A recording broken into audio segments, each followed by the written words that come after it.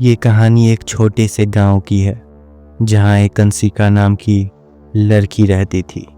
अंशिका एक प्यारी और समझदार लड़की थी, लेकिन उसकी जिंदगी एक अजीब मोड़ पर आकर बदलने वाली थी। अंशिका का घर गांव के बाहर था, एक सुनसान जगह पर। वो अक्सर घर में अकेली रहती थी क्योंकि उसके माता पिता काम के सिलसिले में शहर से बाहर ही रहते थे।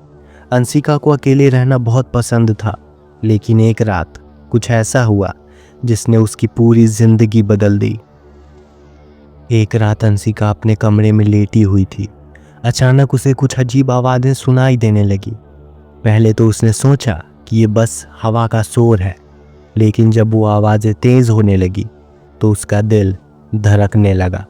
वो डरते डरते उठी और खिड़की से बाहर झांका, लेकिन बाहर कुछ नहीं था। अगले दिन अंशिका ने गांव के बुजुर्ग से सुनी एक कहानी के बारे में सोचा। बुजुर्ग ने बताया था कि गांव के पास एक पुराने खंडर में एक औरत का भूत रहता है जो रात के समय आवाज़ें करती है और लोगों को परेशान करती है।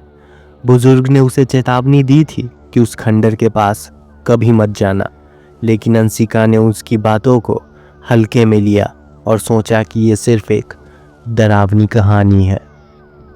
फिर एक रात अंशिका ने उस खंडर में जाने का मन बना लिया। वो वहां पहुंची और देखा कि खंडर के अंदर एक अजीब सी खामोशी थी।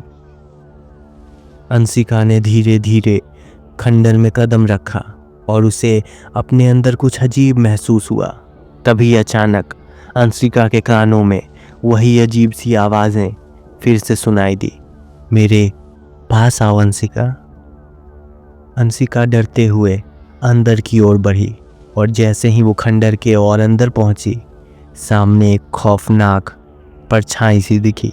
ये परछाई एक भयानक औरत की थी जिसकी आंखें खून की तरह लाल थीं और चेहरे पर एक घिनौनी मुस्कान थी। अंशिका कांपने लगी, लेकिन उस औरत ने उसका नाम लिया।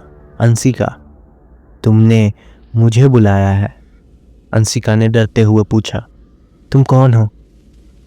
औरत ने घिनौनी हंसी के साथ कहा, मैं वही हूँ जिसने तुम्हारे सपनों में तुम्हें बुलाया है। मैं तुम्हारे अंदर की काली भयानक परछाई हूँ। अंशिका भागने के लिए पीछे मुड़ी, लेकिन अचानक वहीं गिर पड़ी। उसका पूरा शरीर अकड़ने लगा। औरत ने उसे घेर लिया और कहा, अब तुम मेरी हो अंशिका, तुम अब कभी नहीं बच सकोगी।